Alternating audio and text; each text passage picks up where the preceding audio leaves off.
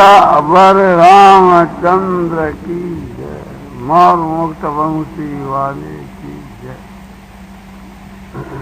होने वाली सारी जो क्रिया है वो साधन के रूप में होनी चाहिए। कोई भी अपने से क्रिया बढ़े तो वह परमात्मा की प्राप्ति को साधन होना चाहिए, इसमें अपना कमी नहीं रहनी चाहिए। इस प्रकार समझकर जो अपना समय बिताता है वही बुद्धिमान है। भोर के वहां प्रातःकाल सूर्य उदय से 1 घंटा पहले उठ करके और भगवान को याद करना चाहिए और भगवान को और पृथ्वी को नमस्कार करके फिर सोच जाकर कुल्ला दातुन करके स्नान करना चाहिए। फिर यज्ञोपवीत हो गए तब तो संध्या और गायत्री कर कर और सब निष्कर्म करना चाहिए और सहित पाठ करना। इसी प्रकार से थी रामायण के 4 पेज या 4-2 तक की चौपाया सहित अर्थ और भावना समझ करके चौपाया ने पढ़े तभी ज्यादा लाभ मिले। इसी प्रकार से थी भगवान के नाम को जो जप है, कलयुग में जो महामंत्र है हरे राम राम राम हरे हरे कृष्ण कृष्ण कृष्ण हरे हरे, इस मंत्र की माला जितनी फेर सके, जितना अपना अवकाश हो,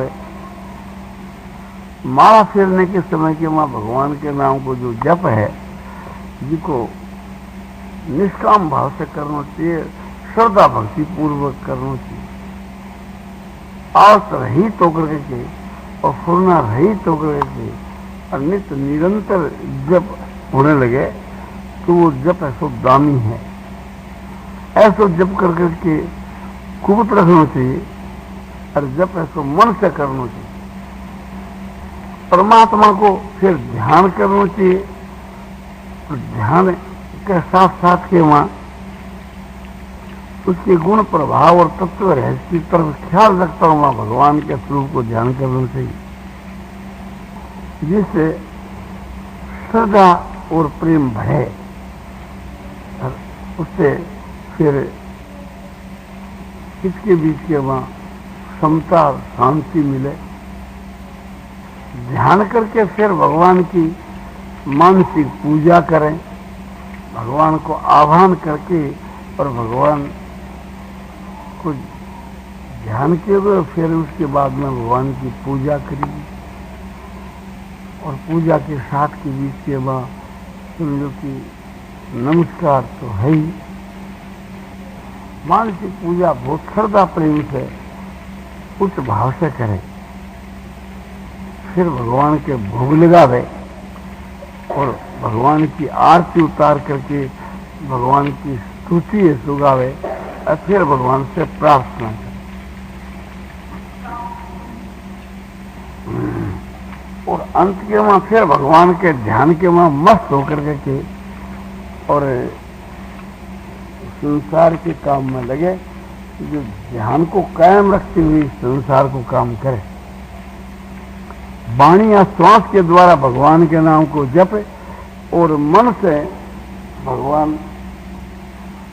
प्रेम और भक्ति भाव से ध्यान करता हुआ ही काम करे और काम भी जो है तो भगवान के लिए करे। सब में भगवान विराजमान है, इसलिए सबके इसकी चेष्टा करें निष्काम भाव से। भगवान में हर वक्त याद रखता हुआ और भगवान के अर्थ ही हम सब चेष्टा करें। जो भगवान के अर्थ काम नहीं वो काम करेंगे नहीं। कोई भी चेष्टा तो अर्थ काम और भोग के लिए नहीं करे। संसार के जो जितने जो ऐश आराम भोग शौकीनी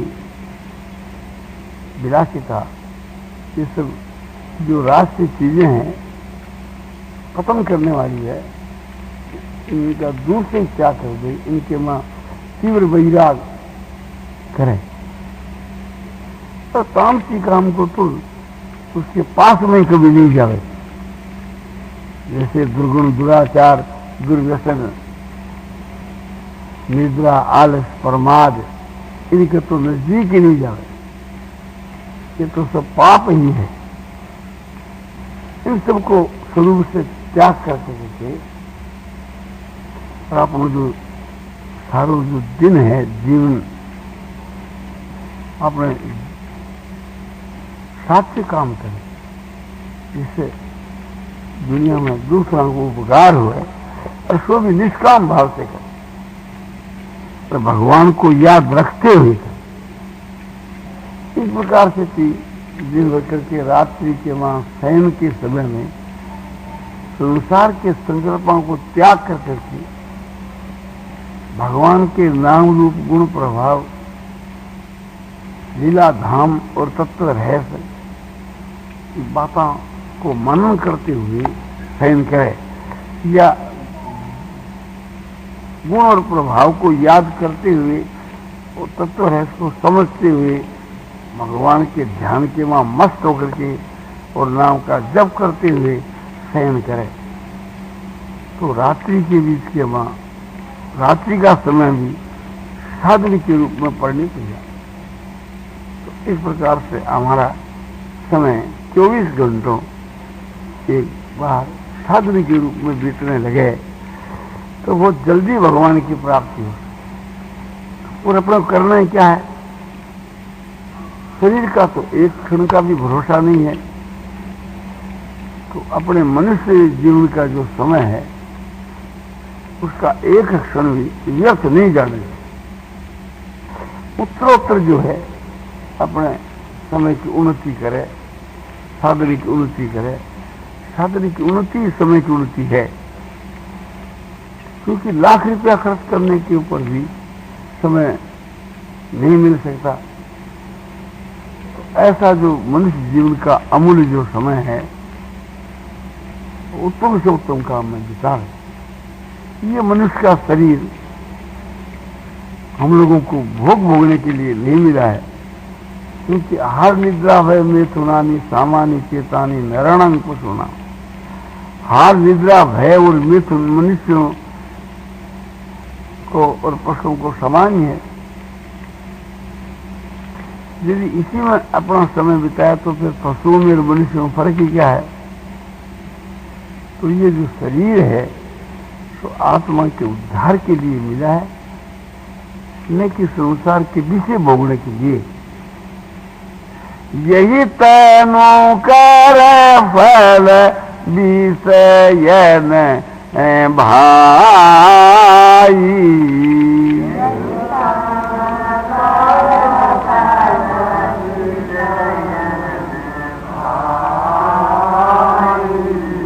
स्वर्ग हूँ स्वल्प अंत दुख दाई।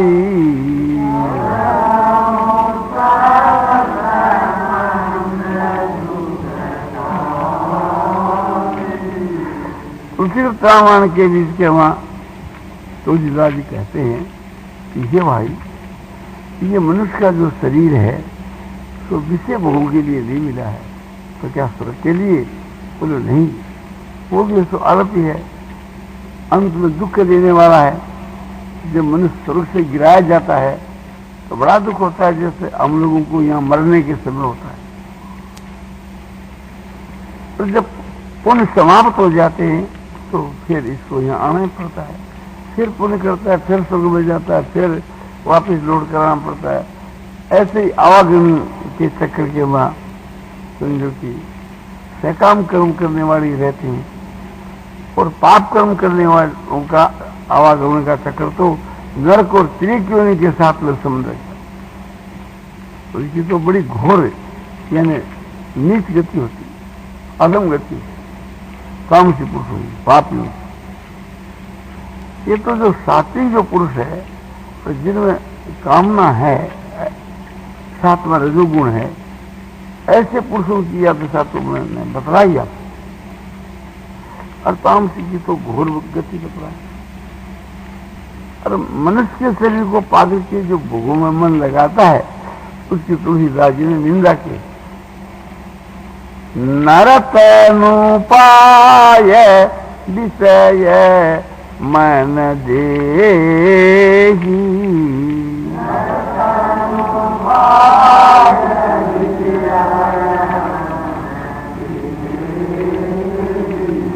पलटी सुधाते साथ विषय लेकी।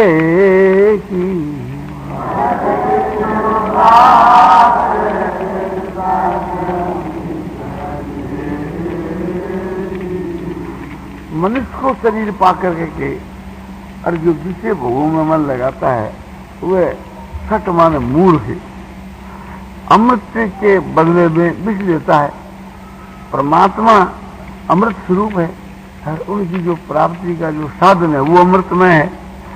ऐसे अमृतमय साधन को छोड़ करके और संसार के विषय भोगों में मन लगाना ही एक प्रकार से विष को ही बदल करके लेना है। संसार के विषय भोग जो है तो विष के तुल्य है, क्योंकि विष खाने से जैसे मनुष्य मर जाता है ऐसे विषय भोगों के भोगने से जन्मता मरता रहता है। तो इसको महाविष भी कहें तो अत्युक्ति नहीं होगी। ताही कहूँ भल कह कोई,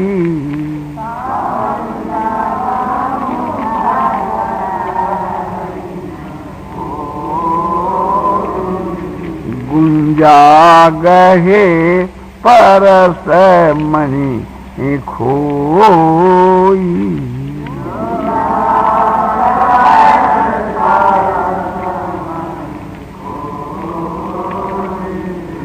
उसको कोई भी समझो कि मनुष्य भला नहीं करेगा, इसने अच्छा काम किया। किसको? कि जो पार्श्वमणि को खोकर के बदले में गुंजा माने घूमती को लेगा, उसको कोई भी आदमी नहीं कहेगा कि इसने अच्छा काम किया, भला काम किया, या ये भला मानुष है।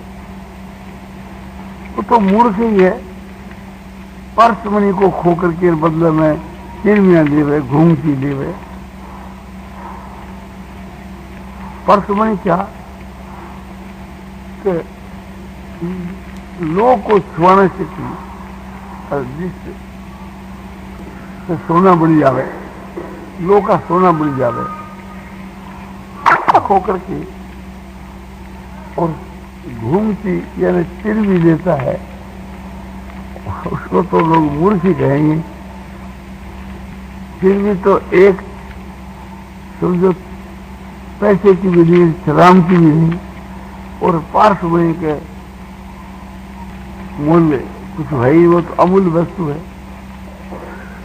दिन भर जैसे सोना बनता रहे, चाहे लाख वर्ष सोना बना ले, उसकी कीमत फिर क्या? उसकी कीमत सोने से थोड़ी आंकी जा सकती, उसकी तो कीमत आंकी नहीं जा सकती, वो तो अमूल्य वस्तु है। इसी प्रकार से परमात्मा की जो प्राप्ति है उसकी कीमत नहीं आंकी जाती, वो तो पार्श से भी बढ़ करके है। और संसार के विषय भोग जो है ये घूमते के समान है, गुंजा के समान। गुंजा को, घूमती को, तिरमी को एक ही बात है। ये जो तिरमी जो होती है ये देखने में तो खूब लाल लाल, किंतु मुंह इसका काला होता है। तो संसार के विषय भोग देखने में बड़े चमकीले हैं, किंतु जो उपभोग करता है उसका मुंह फिर काला होता है, यानी उसका फिर पतन हो जाता है, यही मुंह काला है। तो ये समझ करके संसार के विषय भगवान से तीव्र वैराग रखना चाहिए। इन सबको एकदम मन से त्याग कर देना चाहिए, हानिकारक समझ करके, विघ्न कारक समझ करके। ये सब पतन के हेतु हैं। इसलिए ऋषि मुनि लोग और पूर्व के जमाने के राज ऋषि लोग भी धन ऐश्वर्य को त्याग करके, अहिंसा भोग और इन सब को त्याग करके वन में जाकर के जप तप करके अपना जीवन बिताया करते। उसी प्रकार से कि हम लोगों को भी कोशिश करनी चाहिए। यही बुद्धिमत्ता है। और यहां रहना तब एक प्रकार से हर वक्त अपना साधन करते हुए, जप ध्यान करते हुए ही समझो कि निष्काम भाव से सबकी सेवा करनी चाहिए। कोई भी हमारी क्रिया है जिसकी सेवा करके पूर्ण होनी चाहिए, उसमें सेवा भाव रहना चाहिए। सबको नारायण का स्वरूप समझ करके, परमात्मा का स्वरूप समझ करके, और सबकी जो सेवा है वो परमात्मा की सेवा है। ऐसा मौका बार बार मिलना बड़ा मुश्किल है। भगवान की कृपा से मिलता है। उत्तम देश, आर्यभट्ट देश, उत्तम काल, ये कली काल, उत्तम जाति यानी मनुष्य की योनि, उत्तम धर्म, स्तुति स्मृतियुक्त धर्म,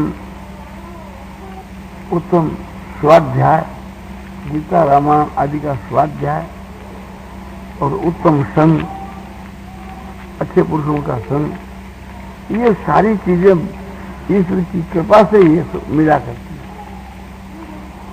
इन सब की प्राप्ति होकर के भी हम परमात्मा की प्राप्ति से वंचित रहें तो फिर हमारे समान संसार के मां कोई मूर्ख नहीं। हमारे लिए बहुत ही दुख की और लज्जा की बात है, शोक की बात है, शर्म की बात है कि मनुष्य जैसे शरीर को पाकर के फिर संसार के मां हमको जन्म लेना पड़े और परमात्मा की प्राप्ति से वंचित रहना पड़े, तो ये हमारे लिए कलंक है। ये बात मन में याद रख करके शीघ्र शीघ्र अपनी आत्मा का सुधार होकर के उद्धार हुए, इसके लिए तत्पर होकर के प्राण पर्यंत चेष्टा करनी चाहिए। और ये निश्चय रखना चाहिए कि एक परमात्मा के सिवा संसार में हमारा कोई भी नहीं है। संसार के प्राय सभी लोग जो है स्वार्थ परायण है। हमारे तो एक भगवान ही हैं।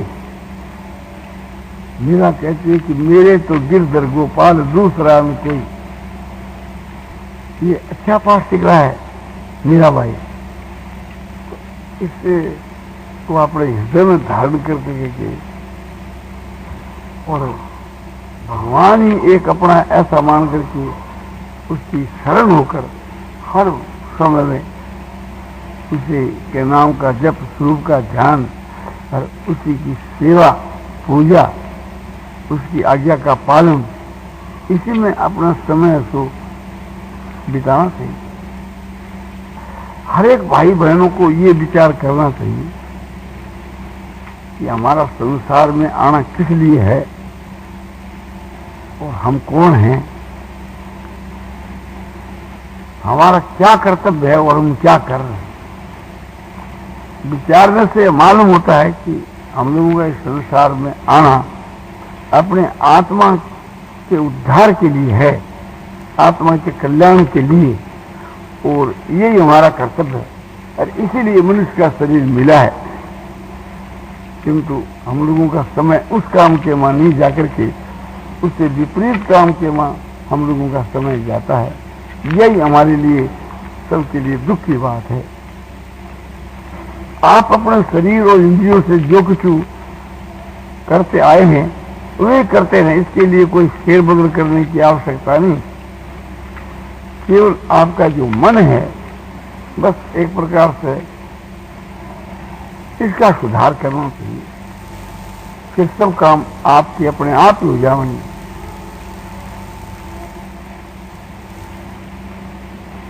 मन का सुधार क्या करना है? एक तो मन के मां मलिनपना है, मैलापन, जिसको मल दोष कहते हैं, और एक मन के मां चंचलता है जिसको विक्षेप दोष कहते हैं, और तीसरा जिसको आवरण का दोष है, जो एक प्रकार से माया का पर्दा, जिसको अज्ञान कहते हैं, मोह कहते हैं, उसके कारण से समझो कि चित्त की वृत्तियां मोहित रहती है, निद्रा की आता रहता है, जो साधन के महान विघ्न है।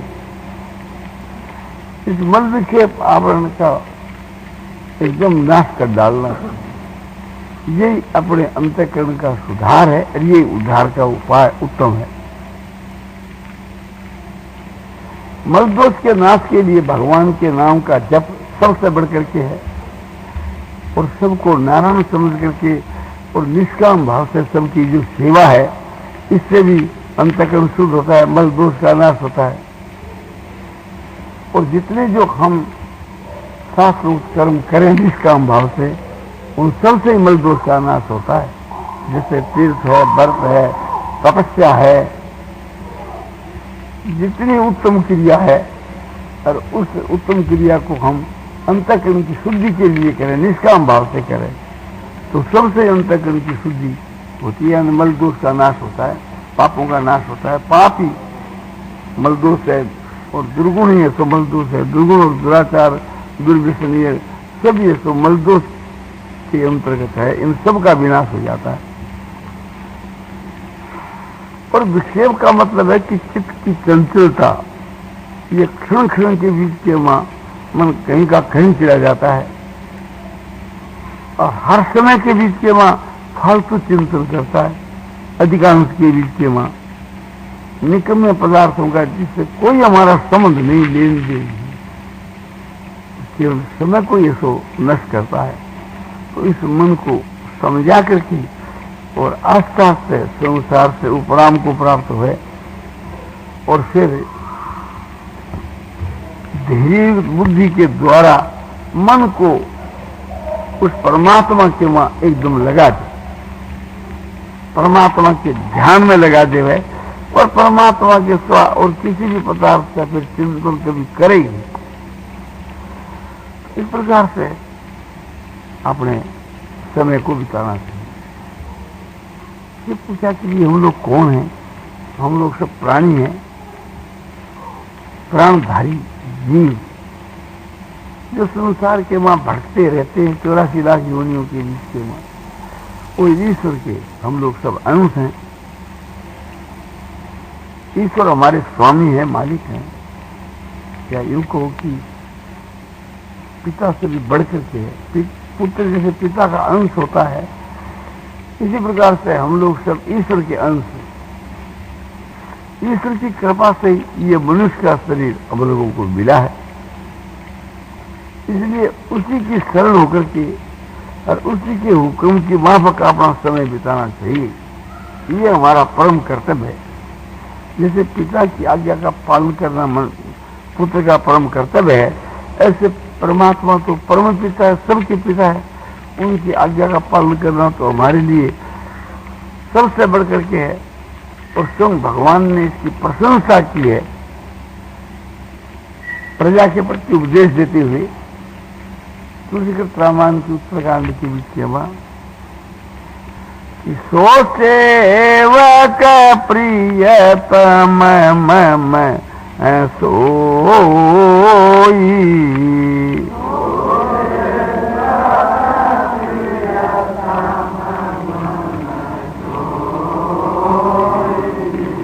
वही मेरा सेवक है और प्रियतम है। प्रिय नहीं, प्रियतम। कौन? जो मेरे शासन को मानता है, मेरी आज्ञा का पालन करता है।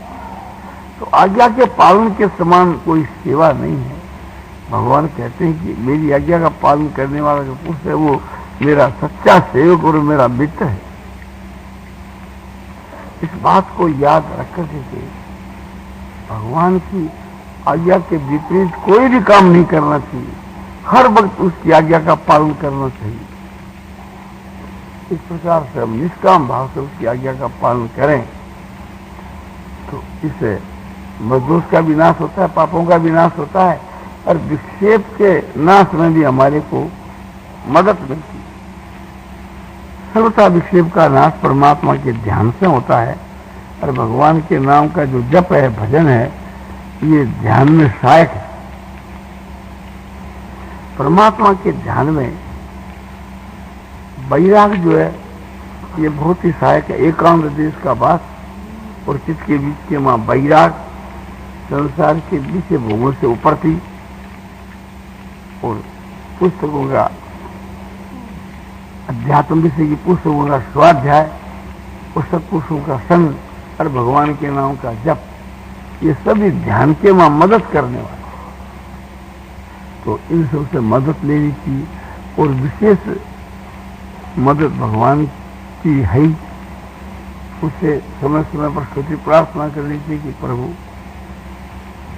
बस मैं यही आपसे चाहता हूं कि नित्य निरंतर मेरा भजन ध्यान बस बया रहे। आप में परम श्रद्धा और प्रेम, परम प्रेम हुए, यही आपसे मैं चाहता हूं। सुना जाता है कि इसी प्रकार साधन करने से भगवान के साक्षात दर्शन हो जाते हैं, और दर्शन होने के बाद उससे फिर वियोग कभी होता ही नहीं, उस तरह भगवान के साथ में संयोग ही रहता है। इस शरीर से यदि वियोग हो जाए तो मन से तो वियोग हो ही नहीं सकता। तो ये बड़ा अच्छा उपाय है परमात्मा का जो ध्यान है, और सब ध्यान के में सहायक है। परमात्मा साक्षात, परमात्मा का ध्यान जो है वो साक्षात साधन है, सब साधनों में प्रधान है। इससे विक्षेप का एकदम नाश हो जाता है। इसलिए ऋषि लोग वन में जाकर के ध्यान लगाया करते थे, और आवरण के नाश के लिए सत्पुरुषों का संग और सत्शास्त्रों का स्वाध्याय, अनुशीलन, यानी उनका एकांत में बैठ करके विचार करना, ये आवरण के दोष को नाश कर डालता है। मल विक्षेप आवरण का नाश करना ही हमारा परम कर्तव्य है, इसीलिए मनुष्य का शरीर मिला है। हम लोगों को अपनी सारी शक्ति अंतःकरण की शुद्धि में लगा देनी चाहिए। मल विक्षेप और आवरण के नाश के लिए अपना सारा जीवन आपने लगा देना चाहिए। इनके सब नाश होने से मनुष्य पात्र समझा जाता है, और पात्र समझने के साथ ही परमात्मा की प्राप्ति हो जाती है। क्योंकि जब बिजली फिट हो जाती है तो स्विच दबाने के साथ ही रोशनी हो जाती है। इसी प्रकार से मनुष्य जब पात्र बन जाता है तो परमात्मा की प्राप्ति क्षण मात्र हो जाती है। तो हम लोगों को पात्र बनना चाहिए। नारायण नारायण।